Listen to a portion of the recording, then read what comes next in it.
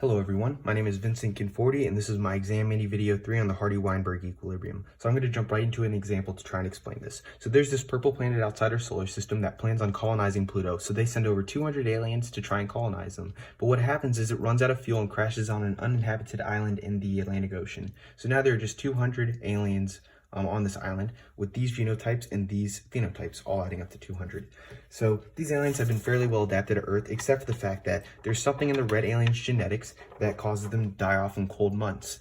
These other two alien phenotypes are fine though within the cold months. They're resistant to them.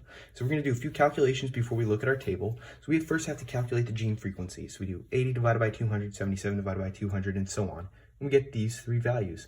Okay, next thing we're going to calculate is our gametic array. And this is just how often big C is prevalent within the population of aliens and little c within the population of aliens. So we do 2 times 80, 2 because it's a diploid, and we multiply 2 times the total population as well.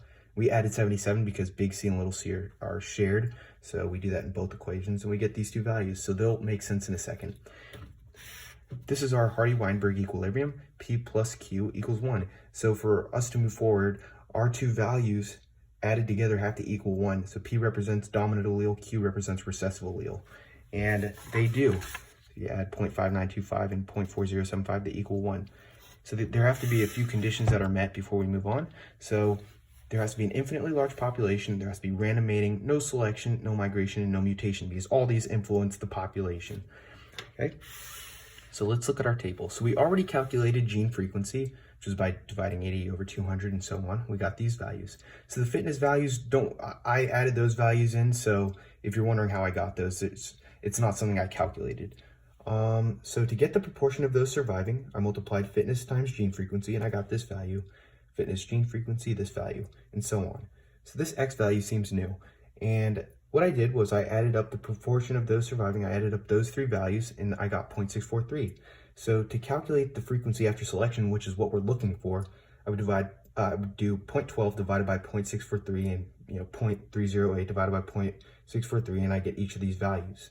So what does that look like in the population? Because the frequency has decreased in the red population but increased in these two.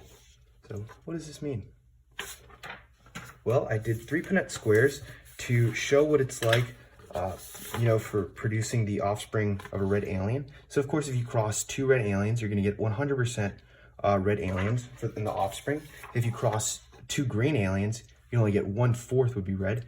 And if you cross a green alien and red alien, 1/2 would be red. So the population overall has decreased in the red population. So I think it's going to be a directional selection because the red phenotype is not a favorable alien to be, and the green and pink are just going to be increasing in population over time. So thank you for watching my video on the Hardy-Weinberg equation. These are my